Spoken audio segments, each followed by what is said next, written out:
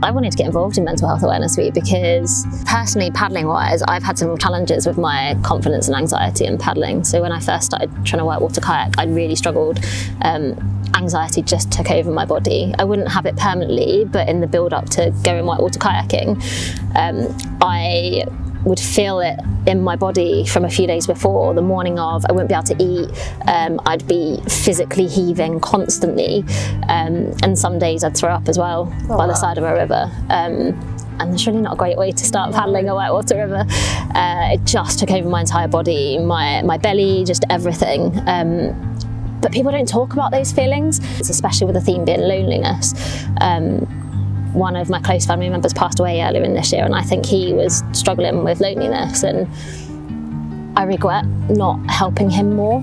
So yeah, I'm really keen to get that topic of loneliness talked about more too. Loneliness has had a little bit of an impact on my mental health with when I was injured in the back end of 2015. I had to have an operation on my knee, and that was the first time that canoeing was taken away from me. I couldn't go and be independent, couldn't drive myself to uni, like all that kind of thing, and I felt very on my own, like in the process that I was going through.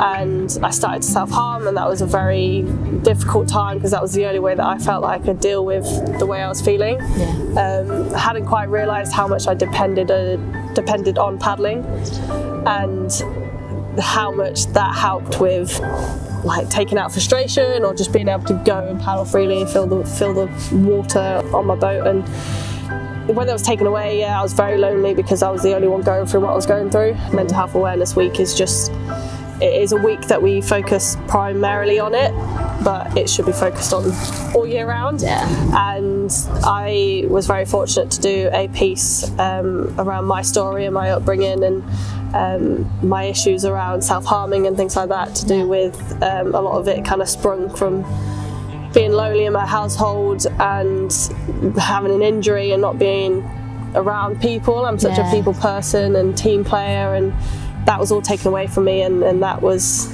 the start of a lot of issues. So for me to be able to like self-talk about it and have more conversations so people are happy about doing that and feel more comfortable in themselves and aren't as scared as this taboo subject, and it's great to see that it's not as much of a taboo subject anymore, and people are being more open and vulnerable and not being scared to know that it's all right not to feel okay. And one of the best things, most of my friends now are in paddling. And on the topic of loneliness, if I didn't have paddling, actually, I probably would be quite isolated. I would have a small group of friends. Don't get me wrong, I've got some amazing friends, but the network I built through paddling is amazing, and they're who I spend most of my time with now.